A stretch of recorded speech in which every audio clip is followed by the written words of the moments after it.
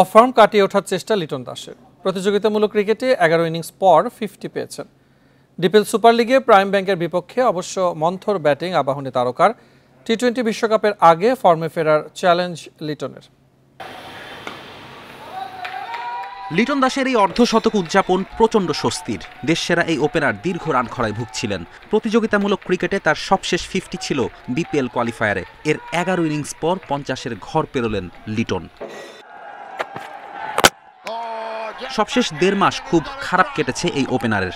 জাতীয় দলের জার্সিতে রান পাচ্ছিলেন না। ওয়ানডের পর টেস্টেও লিটনের ব্যাট হাসেনি। সমালোচনার মুখে পড়তে হয়েছিল তাকে। ওকে এই সময়টা একটা ব্রেক দিন, আমার ধারণা ভালোভাবেই কামব্যাক করে আসতে পারতো। আর একটু কিছুদিন সময় যদি ব্রেক দেওয়া হতো। লিগে ফিরেও রান খরায় ভুগছিলেন। এমনকি আবাহনীর একাদশ থেকেও বাদ পড়েন। শেষমেশ ছুটি নিয়ে গেলেন বিশ্রামে। সেটা কাজে দিয়েছে। ডিপিএল এর সুপার লিগে ফিরেই বড় রান করলেন। কাজটা সহজ করে রেখেছিল আবাহনীর বোলাররা। শরীফুল তাসকিনের বোলিং তোপে মাত্র 178 রানে গুটিয়ে যায় প্রাইম ব্যাংক। ছোট টার্গেট লিটনের ফর্মে ফিরতে সুবিধা করে দেয়। নইলে 56 রান করতে 106 বল খেলাটা আধুনিক ক্রিকেটে কিছুটা বেমানানি বটে। লিটনকে যোগ্য সঙ্গ দেন তাওহিদ হৃদয়। ঝড়ো ব্যাটিংয়ে হৃদয়ও 50 করেন। লিটনের রানে ফেরা স্বস্তির।